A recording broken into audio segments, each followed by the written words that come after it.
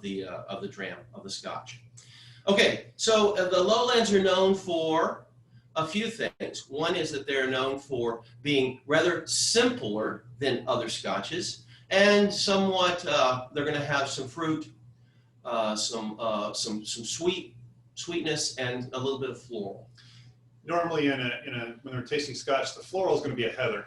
The tasters will talk about, unlike other floral notes that you'll have in wines, almost always they're going to talk about a honey note as a heather note, and the lowlands are going to have that.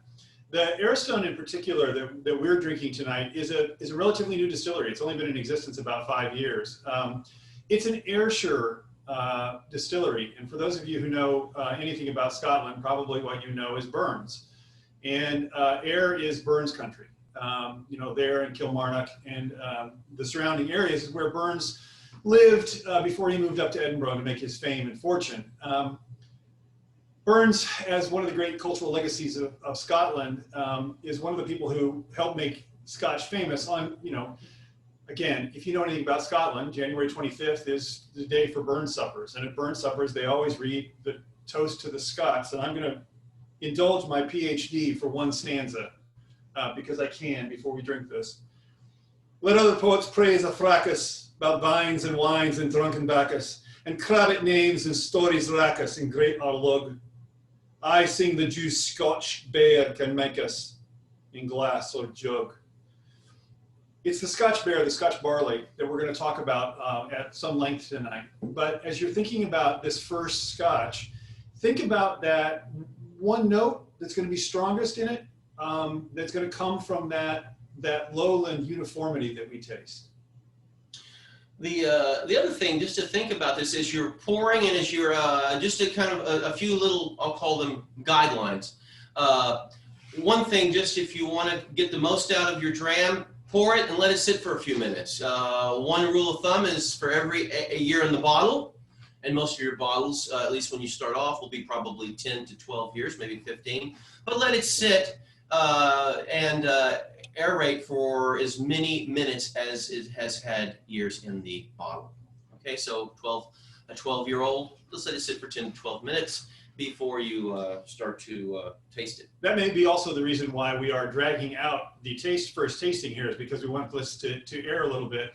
I know that you all want to drink and that you think that that's why we're here. Clearly it's not. It's to continue to hear us go back and forth about things before we actually get to the Scotch. Okay, so now that we are able to have our 12 minutes are up, or 10 minutes, right?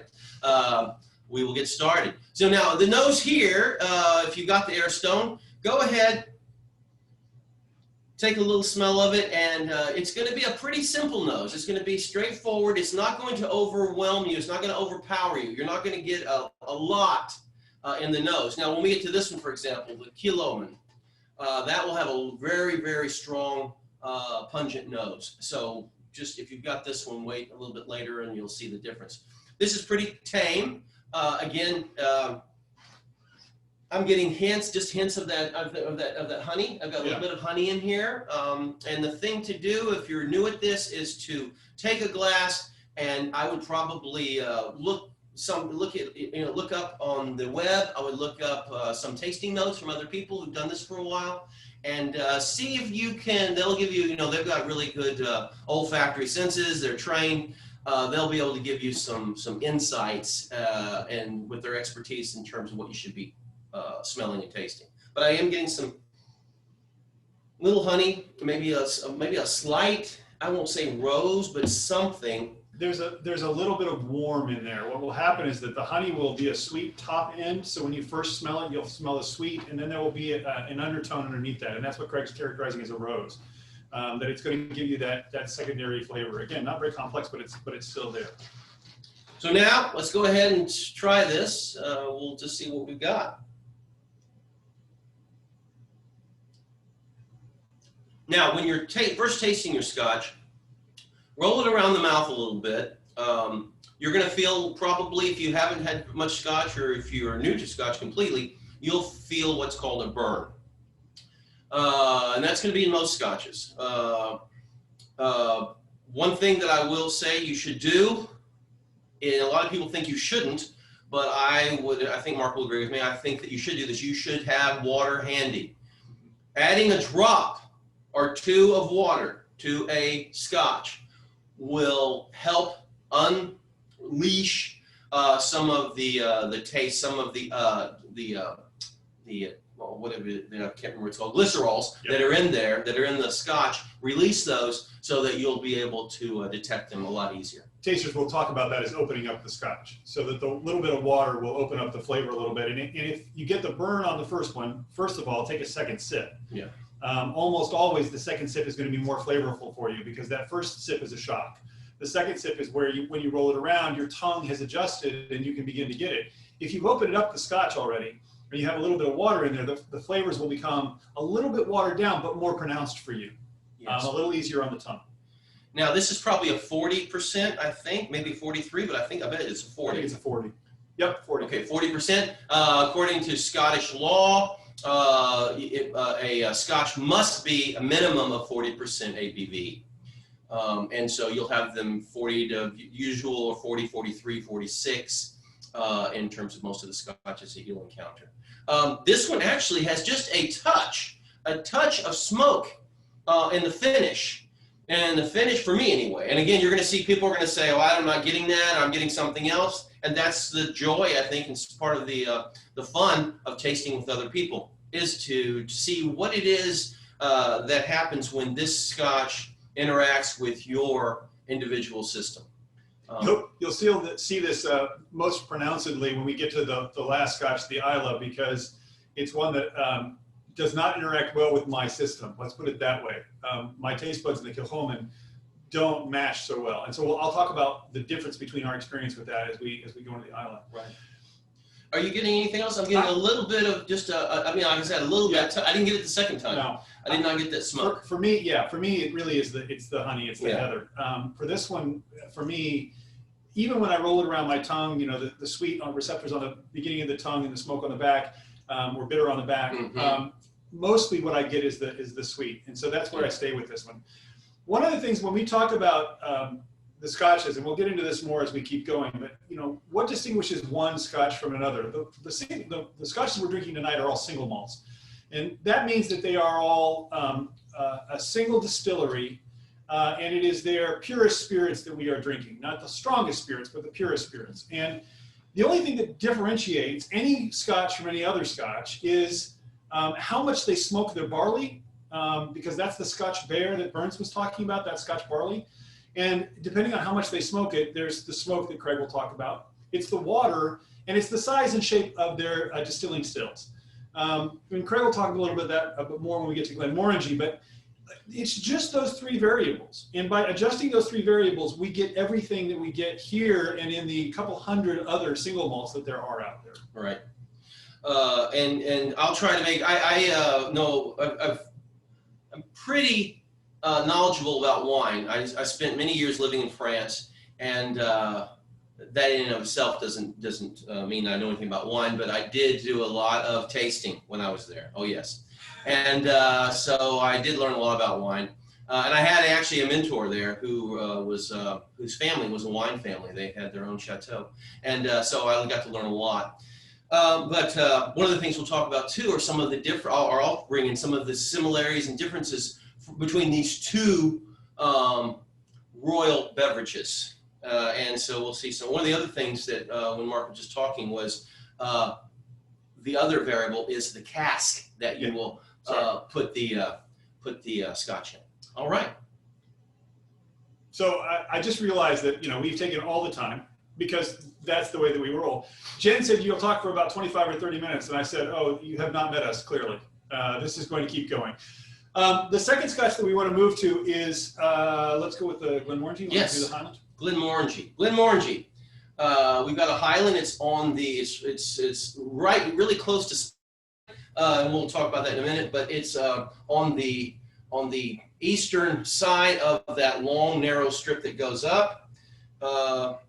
the Highlands is. You want to talk just a minute about the West Highlands, those Sure. all the different Highlands. Yeah. So what you've got is when you think about Scotland, most of the cultural stuff that we know about Scotland either comes from Burns in Ayrshire, which is where we just drank from, or from the Highlands. That's the plaids, the bagpipes, and all of the things that we saw in Braveheart and everywhere else that occupies the Scottish memory. And so part of what we're doing now is we're drinking one of the most famous and one of the oldest of the single malts. Often in the early part of the 20th century, when people drank Scotch, they were talking about drinking Glenmorangie because it was the one that made it outside of the region and it went elsewhere. It is, as a distillery, it has a large place in Scottish memory. The Highlands themselves are an area from, if you think about that head that's burning with its leaning to the left, there's a little gash in the hair, and that's Aberdeen, and anything west of that becomes the Highlands. So there's the West Highlands, which is border country. We would think of like the foothills in Colorado. Then there's the true Highlands, which begins about Inverness and up, more or less. There's a couple other places we could start it, but if you start there and you head up into the hills, it's the hilly territory. It is the territory that traditionally spoke Scots Gaelic. It was Catholic when the time came, and it was based on a clan culture. And much of what we see in terms of the Highlands, where there's a proliferation, is exactly what you see in Kentucky and Tennessee. It's still culture. And then the stills became businesses in the 18th century. And part of what we've got now is we've got, one of the nicest, most mellow versions of that in the Glenmorangie. Yes. And again, Glenmorangie, we talk about stills. You can't go to Scotland without looking at the stills on a tour of any of the distilleries.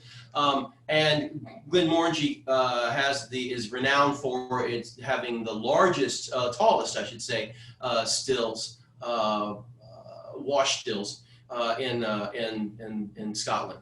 And it was the best-selling Scotch up until just 2 or 3 years ago in the world and in Scotland. In Scotland, not in the world, in Scotland. That is, that's something that's been doing that for almost 100 years. So if you go to Scotland, you'll see things like whiskey tours. You'll see a Speyside tour. We'll talk about that in a minute. But there's a whiskey trail, and the whiskey trail takes you towards Speyside, which again we'll get to in a second because it's a famous region. But what it does is it takes you through that Western Highland region, and it begins to move you into the foothills and through the foothills of the Highlands, because there are a proliferation of distilleries in there. And what you get is, within 3 or 4 miles of one another, a vastly different flavor. And I think part of what we'll be able to talk about, the difference between Glenmorangie and Glenfitting is probably less than 30 miles. Yeah. But I think that the difference in flavor and character is vast. Right. For those of you who are not drinking a Glenmorangie, you've got a Tomatin or a Dalwhinnie or an Oban. Oban is slightly different because it's on the coast and right on a bay. The water's slightly different there. Or an Erdredor. You're going to see in this, you're still going to get some of the heather, because clearly we're in a heathered world, but you're also going to get some other notes that are herbier. This, I think, for instance, if you nose this, which I was doing while Craig was talking, and he was nosing and drinking while I was, I think you're going to get a little cinnamon in there. Yeah. That you're going to find that there is a spice in the nose that you'll be able to taste as you roll it through. So take a good swig. See what you see.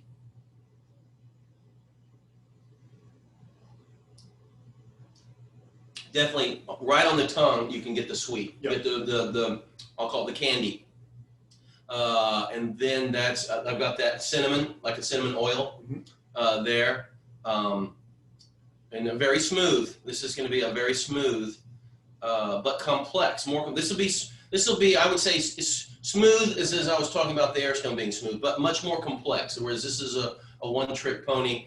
This is a little bit more complex. When Craig talked about letting your Scotch sit for a bit and then nursing it over a while, part of the reason that you want a complex Scotch is like a good wine. It's going to give you different things over time, and as it warms in your hand, as it warms in your mouth, you're going to find different things. For instance, at the back end of mine, I get the cinnamon on the top end, but I also get the pepper. We're getting Post-it note questions, everybody. All right. This is what people are drinking. This is what we got. Okay, we got a Balvenie double with it. Okay, we're going to get to the Balvenie in a second, and I have a story, because I always have a story. Good choice. There's a Glenlivet 12, a Glenmorangie, and a mellow cigar. Mark, you know, the mellow cigar is gonna screw you up because everything is gonna taste like an Isla. We'll talk about that in a minute. We've got an Auchentoshan, a Glenmorangie, a Glenlivet 12-year-old, and a Lagavulin. John, the Lagavulin is my favorite Scotch in the world, and when I drink this and I make faces, it's because I'm only imagining that 16-year-old. And we've got Glenmorangie, 2 different ones, a straight 10-year and a 12-year sherry cask. Talk about casking for a second. Yeah, sure. Now, casking. So you'll notice that, and this is one difference with wine. In wine, now France doesn't like to do this too much, but California does this a lot, is they started to go to steel vats, right? Stainless steel vats. And taking away the oak. Scotch can't do that and won't do that because spending that time in the oak is how it gets its color and its flavor, a lot of its flavor and color. And we'll talk a little bit more, probably at the end, I'll talk a little bit more about added colorant and yes, and chill filtering.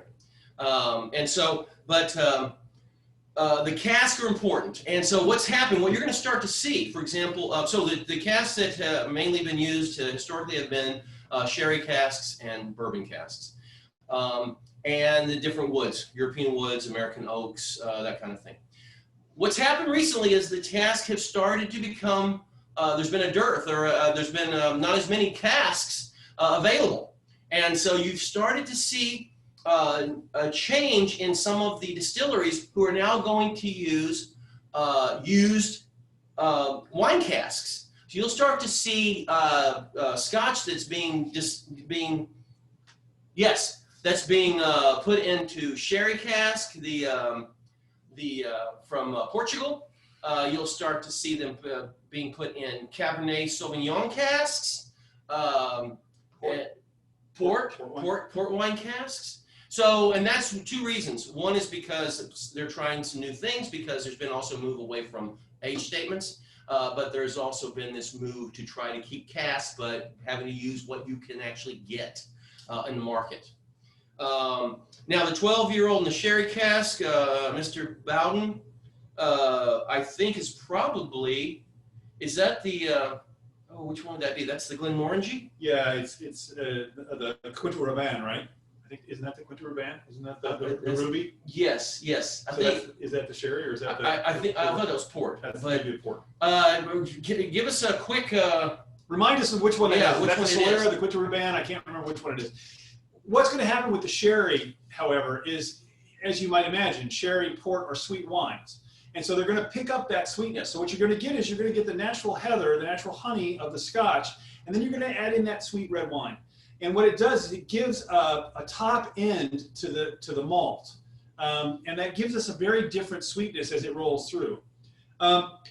We should get rolling. Let's get to the space side. Yeah. What I'd like to do now is let's finish this one off, and we'll get to our space side, whatever space side you might be drinking. And the other thing that happens now, because people like the sherry cask so much, because of the kind of intensity and sweetness, is you start to get what are called sherry bombs. A lot of the different distilleries will put out, only sherry casks, for example.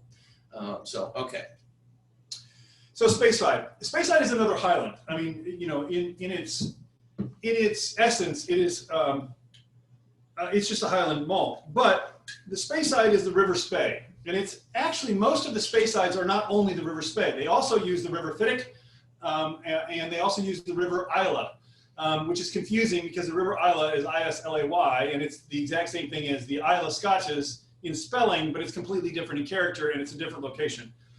When we talk about the Speysides, we are essentially talking about an area right around Dufftown. So if you go look at Dufftown, you'll find the Balvenie, you'll find Glenfitting there, you'll find 2 or 3 others that are still in that area. The other thing, and this relates to what Craig was just talking about, is there's a Speyside Cooperage. Glenfitting and the Balvenie companies were going through so many barrels that they realized that if they reburned them and remade them, they could keep the use of them for another 50 years. And so what they did was they brought together artisans around Dufftown, and they built their own cooperage. So there are, I think a dozen full-time workers working just remaking barrels so that we can keep the Scotch industry rolling in the Highlands and Speyside. So what do you get in a Speyside Scotch? Well, the water is particularly clear.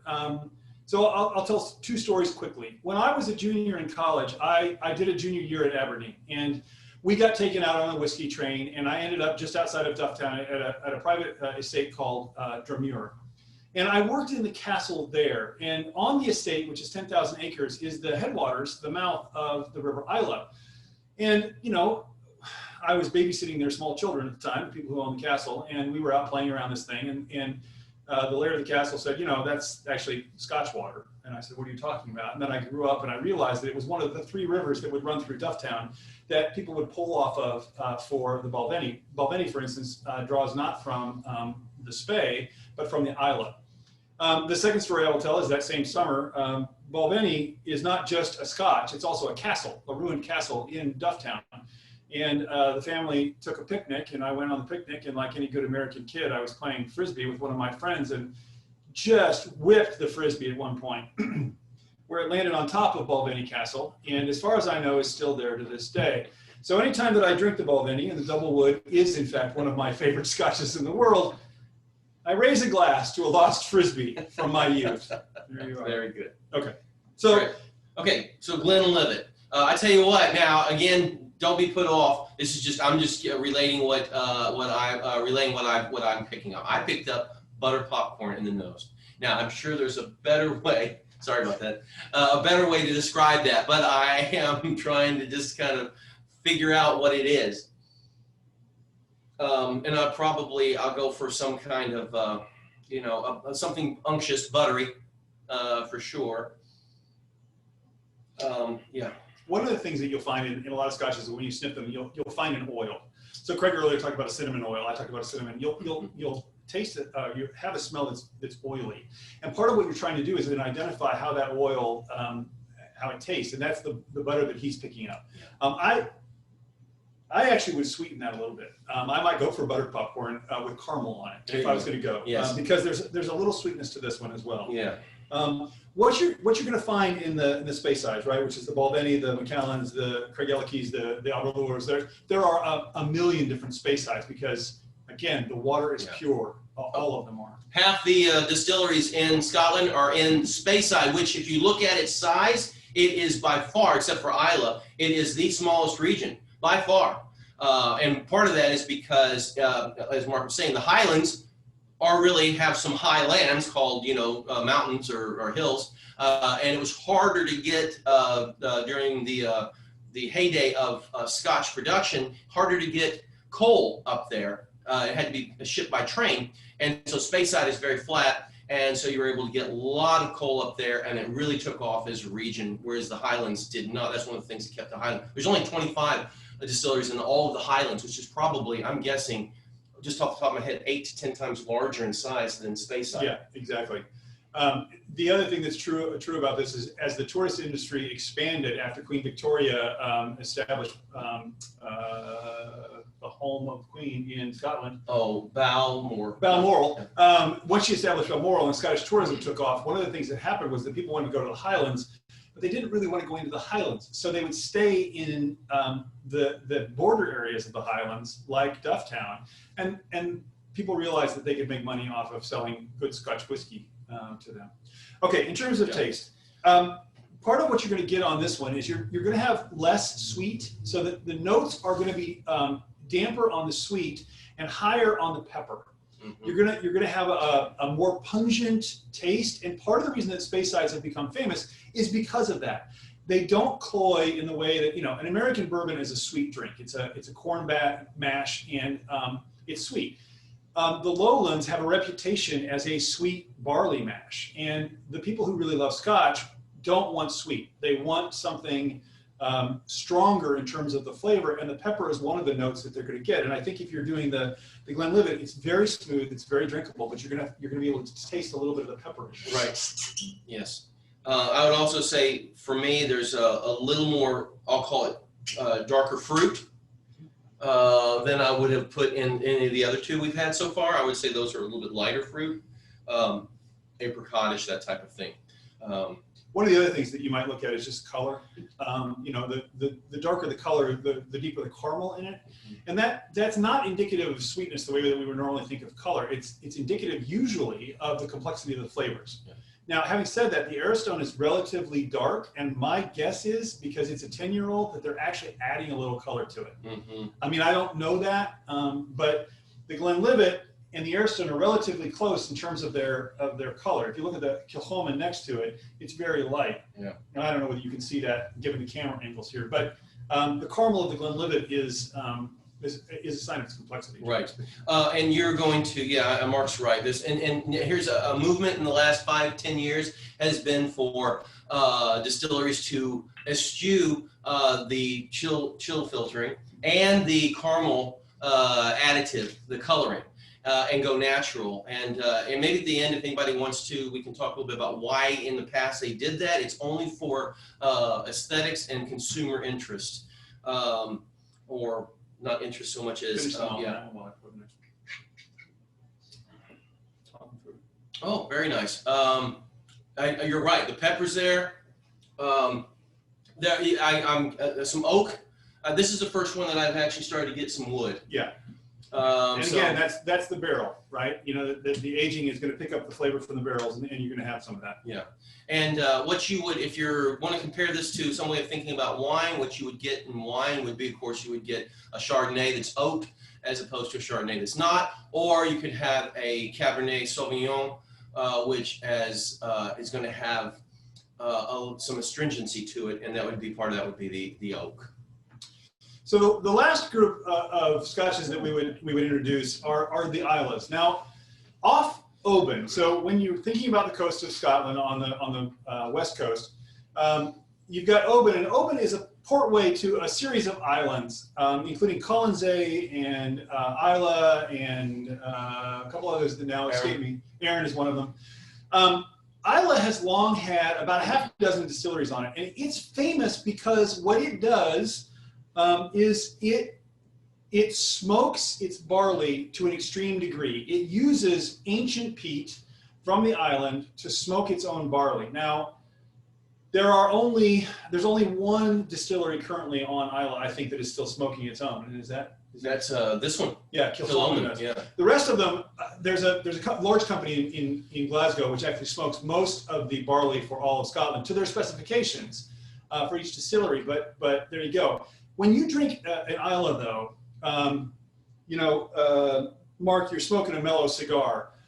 For the rest of you, if you have an Islay in front of you, and the Lagavulin 16 is a beautiful Scotch, and it is so complex and so wonderful, but it ends with an absolute smoke fest.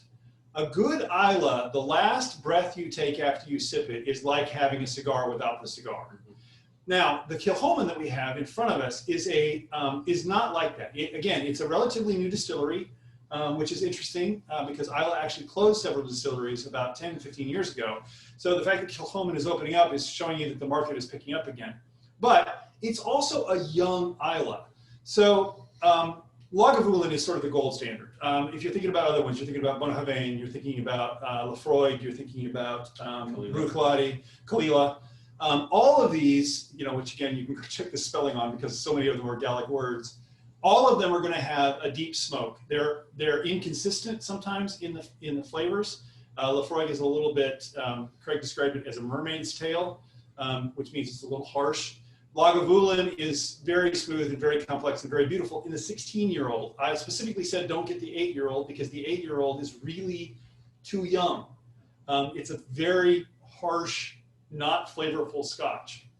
I remember the night you brought it and we tried it, and we both were like, "What is this?" Yeah, we literally, it was one of those Scotches where both of us drank it, one sip, set it down, and went to another Scotch because it wasn't drinkable.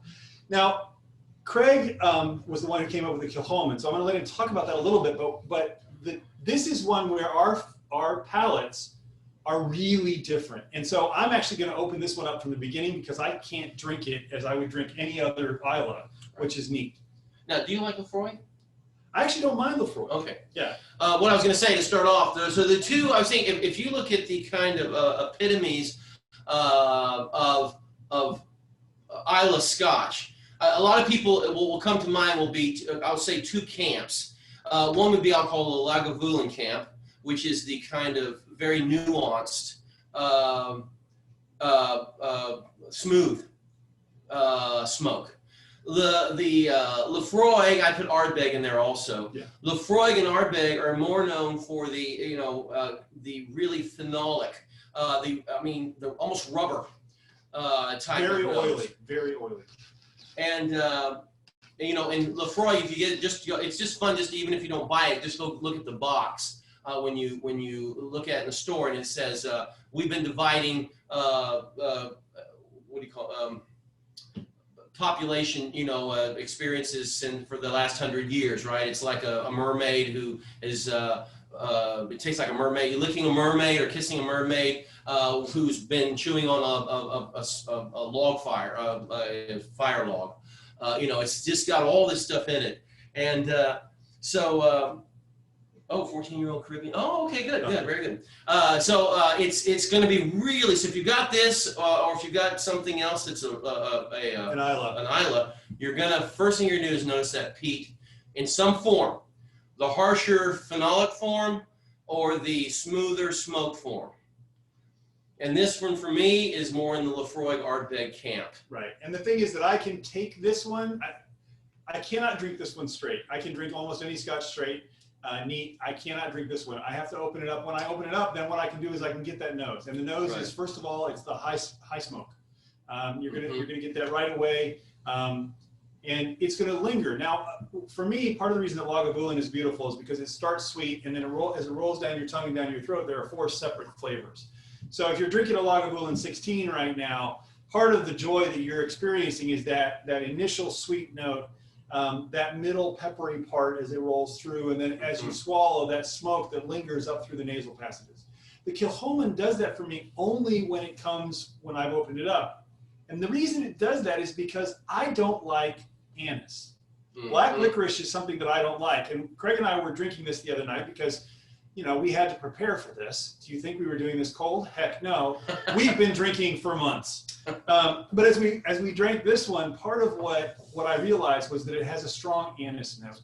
And because I don't like black licorice, I need to water that down in order to be able to taste the smoke and some of the other sort of Isla characteristic flavors. Right. Now, would you agree with this or not? Because I'm getting, on the finish, I am getting a bit of sweet that comes, I would say, licorice or anise, but with a candied kind of, something tacked on that's candied. Yes, and I don't like it. Yeah. Right? So for me, that's not the, when I drink an Isla, what I want at the end is I want the smoke. I want to feel like I've got that mellow cigar with me.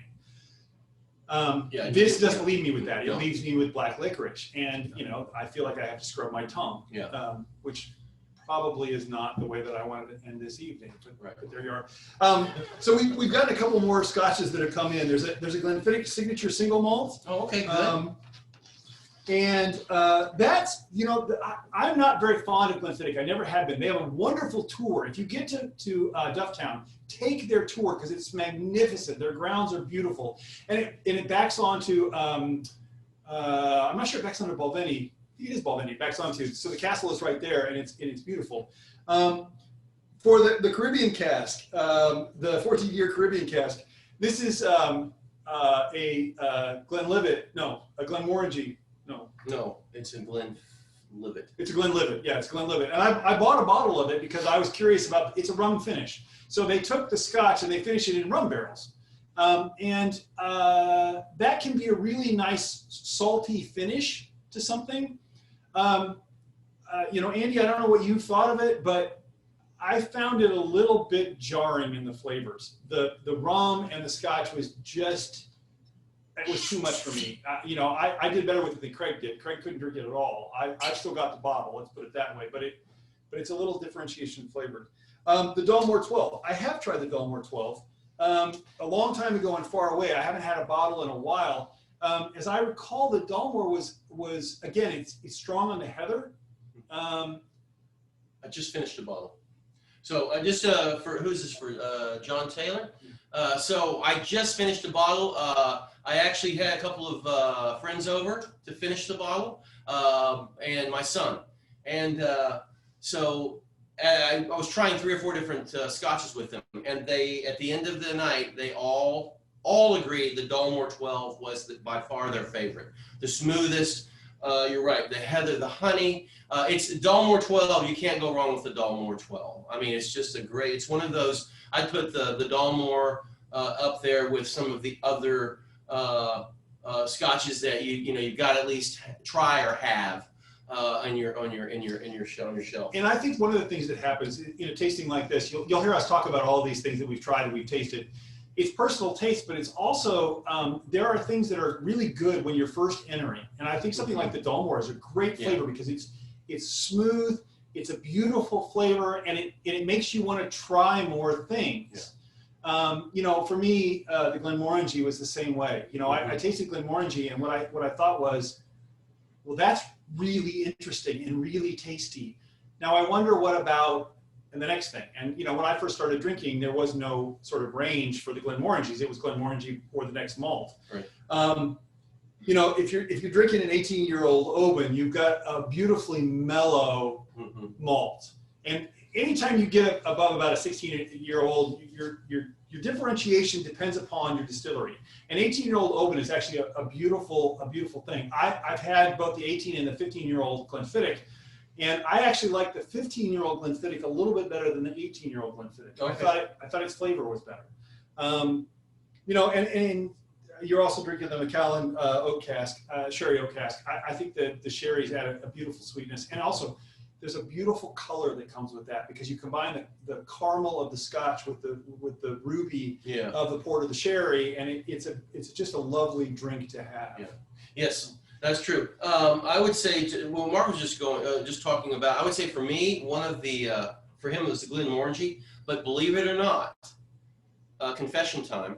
When we were trying these the other night to prepare for this is the first time I'd ever had a Glenlivet. I don't know why I've never had a Glenlivet.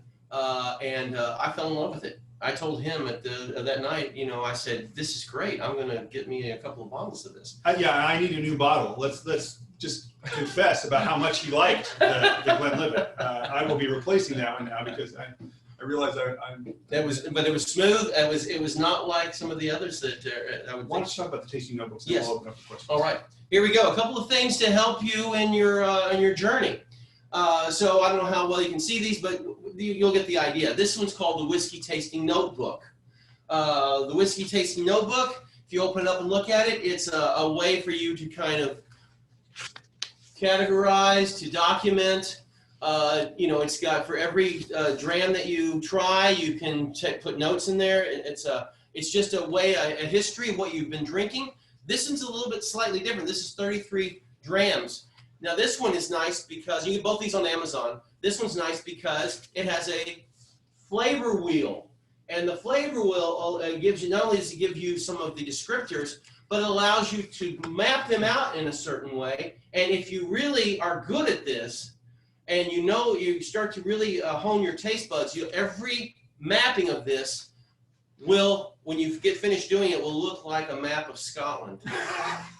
And then you're in the zone. But these are really nice as just tools for you to go back. If you have a bottle, you have a glass of something, you jot it down in there real quickly, come back to it again later, and you can then compare. Oh, this is what I thought about. Because a lot of times memory doesn't serve us as well as we think it does. And this documentation will help you quite a bit to kind of keep yourself accountable, keep your nose and your taste buds accountable. So now that we are well lubricated and we have talked forever, well above our allotted time, which is usual for two professors, especially when there's alcohol involved. That's right. You've told us your scotches, and we love them because it's a beautiful range of flavors and tastes and regions, and it's great. What questions would you like to ask us that we can begin to fathom for you? Awesome, thank you. So the first question is going to come from John Taylor, class of 06. And his question is the cask shortage due to increased demand? Yes, it's due to increased demand, but it's also due to the life of the cask itself. And like I said, many producers, you've got cask producers, they're finding other ways to kind of, not the producers themselves, but the consumers are finding other ways to perhaps age their spirit. And if you've got this, this cask that lasts for X number of years, and you've got an increase, for sure that the demand has increased. And so when people are using this and want to use them, in terms of being, what do you call it? You want to get your money's worth out of it, right? You're going to keep it as long as you can. You can't, some places will change it over every year or two. Again, this is why the Speyside has built their own cooperage, Yeah. right? Because they realize that they need to recycle these barrels, that there is only a finite supply. And so what they're trying to do is to take the ones that have reached end of life to literally rebuild them. They reshave them, they burn out the insides again, and they put new metal on them, and they try to make new barrels. And the other thing is, in Scotland, about 7 or 8 years ago, the Scotch oversight group forbade the use of staves. And you might want to talk a little bit about. Anyway, this is using wood that's either been maybe charred. Yeah. It's additive to the barrel itself. And so they outlawed that, or they forbade it, and so you cannot use those anymore. And that's really put a crunch on some of the. Yeah. So when you're rebuilding the barrels, you can't now add new wood to them, right? Which is part of what was going on, is that they were cannibalizing old barrels to make new barrels, and they can't do that. What they have to do instead is to take a barrel that's reached end of life and revive it, which is a whole cottage industry into itself. So, And I think they probably have either limited or forbade also the charring of. yeah. Well, they limit it. It's still being done because the Speyside Cooperage does do charring. Charring? Okay. But it's charring within limits. Yeah, Essentially. okay. So there you go. Good question. All right, we've got lots of questions coming in now. Can you speak to how the geography shapes the taste? The terroir? Say that again, Jordan. You're down low. I'm gonna see if I can turn you up, maybe. I think it's how the geography influences taste. Is that correct? Correct. Okay. Yes. Well, for sure, you can see that the best example of this. Actually, one good example of this would be the Airstone. Yeah. The Airstone actually makes two different types of the Scotch. This is called the sea cask. The other is called the land cask. And one way that the geography affects it is if it's coastal, you'll will be able to detect a kind of brine. Yeah. Right. Seaweed. So that's one very, very clear example. The other examples, as Mark was saying, would be where they are, the rivers that are, where they're at in terms of in French call this for wine the terroir. And that is that and French firmly believe this, the land, the soil, where this in this case would be the barley, but where the grape or the barley or the corn or whatever is grown will influence the ultimate, the final taste of the product. On the Islas, it used to be, now again, it's different now because the smoking process is different, but it used to be, and it used to be is only 25 years ago, really, that the peat that you would find on the islands was substantively different than you would find on the mainland, because the geography of the islands, of Colonsay, of Islay, of Jura, of all of those would build a denser peat, and it burned differently with a different smoke quality. And that's part of the reason why the Islas are so smoky, because they actually burned with more smoke off the peat. And so that was part of the regional characteristic. Good question. All right, next question. Is climate change a risk to the peat smoking in Scotland? I know distilleries compete with homes for burning peat. Yes and no. Again, the changing industry, as the industry was 30 or 40 years ago, it would have been a competition because the peat would have been burned for fuel as well as for peating the barley. But the truth is now, as I said, there are 1 or 2 different companies in the Glasgow area that have major peating, smoking facilities. And what that allows to happen is it means that the we're trying to get the volume up while I'm talking. That part of what happens is that everybody just moves their barley to this company in Glasgow, and they have a specificity for how much smoke they want in their barley. And if that's the case, then climate change is less of an issue, because the barley is being smoked not through peat, through a non-renewable resource, or at least not renewable for thousands of years, rather than a mechanical process through the processes of the factories in Glasgow. And I think the Scottish people are so devoted to the Scotch producing industry that they've all decided to freeze in this winter and not burn any peat, so that the distillers can have it all. That's true. Okay, great. That was a joke. The next question is from Catherine Argentine, class of 2012. And she wants to know, are you having Scotch at your wedding?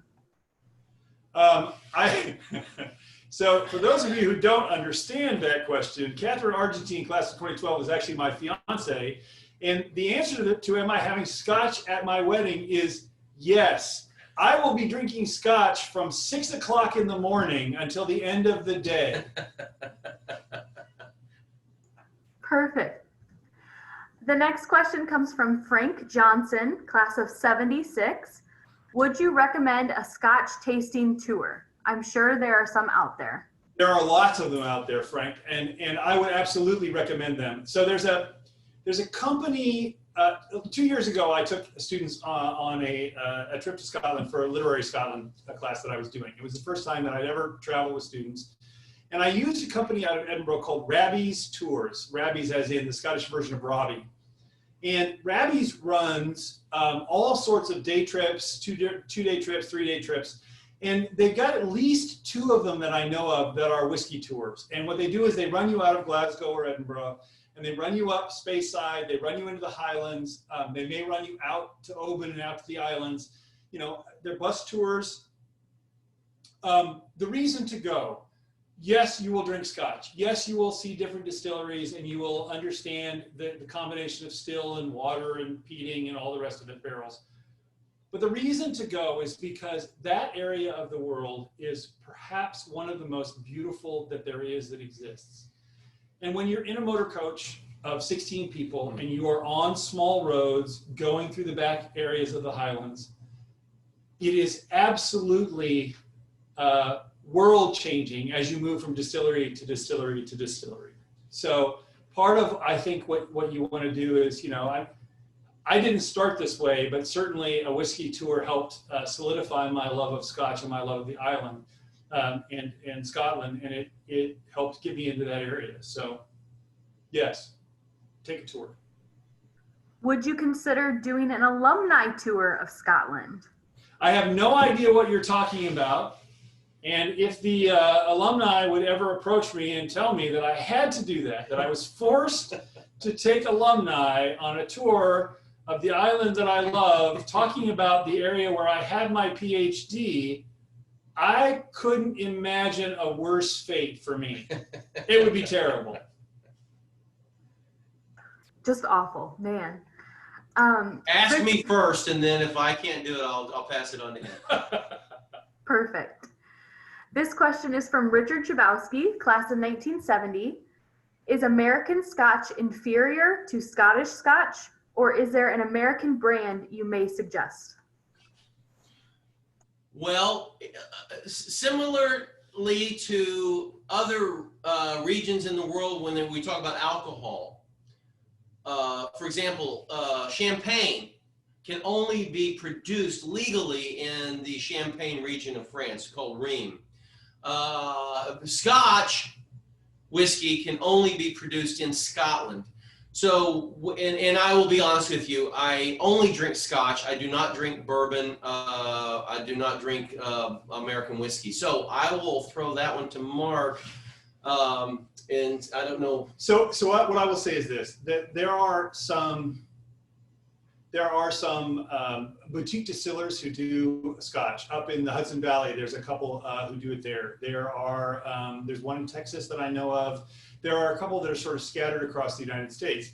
American whiskey is, it's corn mash or sour mash, and it's sweet. I like bourbon, and I think there are some brilliant small distilleries or big distilleries that do what is essentially a single malt bourbon on corn, right? They have one firing of corn. But the character is so different. Now, what's interesting about that is that if you actually go searching for this, you're going to find that there is another pocket of single malt Scotch in the world. Let me guess. Japan. It's Japan. You want to talk about it a little bit? Yeah, Mark got a bottle about maybe 3 or 4 weeks ago, and he said, I'm going to try this, and I got on, I looked at it, it looked fantastic. I went and got a bottle and tried it, and Japanese Scotch is actually really pretty good. What happened was the Japanese were looking for a way to expand their market, and what they did was they were doing business tours to Glasgow, and somebody introduced them to Scotch, and they're like, well, we could go do this. Yeah. And so they went back, and there are 2 companies now that have been doing malts for the better part of 50 years. And there's some really interesting ones. Right, and the one, Hibiki. Yeah. So there was a Japanese gentleman who went to Scotland right before this particular man went there right before World War I, fell in love with the region, married a Scottish woman, apprenticed at one of the famous, I think it was Glenlivet, for several years, a distillery, came back to Japan and went to work for the Hibiki distillery and taught them a lot of things, but felt that they weren't doing exactly what he wanted to do because of his influences in Scotland. They were kind of, I'll call it Japanizing. I don't know what you would call it, but making it more Japanese friendly for taste. And he said no, and he started Nika, another distillery, and those are the two most famous distilleries in Japan, and they both make excellent scotches. So I do take back part of my original answer. I don't drink American whiskeys, but Japanese I'm interested in. Awesome. So I have one more question on my list. So for our attendees, if you have any additional questions for Dean Willhardt or Dr. Vivian, this is the time to put it in the chat. So the question comes from John Taylor, class of 2006. Have you heard of the Clydeside Distillery in Glasgow? They should be up and running by December. And Mark, am I invited to your wedding? You absolutely are invited to my wedding, John. If all this works out right, I will be wearing Monmouth College plaid as a kilt at the wedding. So we will all be represented there somehow in the plaids. The Clydeside, yeah, I have heard of that. The last time I was over, I was actually surprised at the buildup around Glasgow for the Scotch industry. For those of you who know anything about Scotland, Glasgow has long been, in the 18th century, 19th century, an industrial center. It was a shipping center and it was a textile center. And so its manufacturing base was so big that as the 20th century went on and that all faded, the shipyards closed and all the rest of it happened, there was, for a very long time, Glasgow was a very rough city. Starting in the late 1970s, it began a cultural resurgence. And the last time I was over, most of the time I will say I spent it on the East Coast. I spent it in sort of the Edinburgh to Aberdeen to the Highlands triangle there. And I don't spend much time in Glasgow. But Glasgow has had a resurgence, and part of it has been the whiskey industry. There is a whole bunch of whiskey-centered stuff there now, including the Clydeside. Clydeside was actually the name of the shipping industry in Glasgow. And it was the center, interestingly enough, of the socialist movement in Great Britain in the 19-teens and 20s. Oh. And so it was not Clydeside, it was Red Clydeside. And the Clyde is the river there that leads out to the ocean, and that's the reason why the shipbuilding was there. So the very fact that we have a Clydeside whiskey is a nod to Glasgow's working class roots, to its new industries and to its history. And I'm really interested to see what it tastes like when it comes out of there. I think actually it'll be very much like the Airstone. I think it'll be much more like a lowland because it's got the territory around there. That's probably what you've got. but because it's Glasgow and there's money flowing in, they may be able to tweak the flavor a little bit. Interesting. Yeah. Jennifer, if there are, I'm sorry, Jordan, if there are no questions, I have one other little thing I'd like to talk about, if that's okay. Absolutely, go ahead. All right. Oh, there's not enough room for the two of us back here. So we've been talking about single malts. I got you. Okay, now something else you might want to think about if you're getting starting and into Scotch, and that is blends. And I really would advise people to try a few blends. And so I'm just giving you the blend that's probably the most available anywhere you go. You can get this probably at Walmart.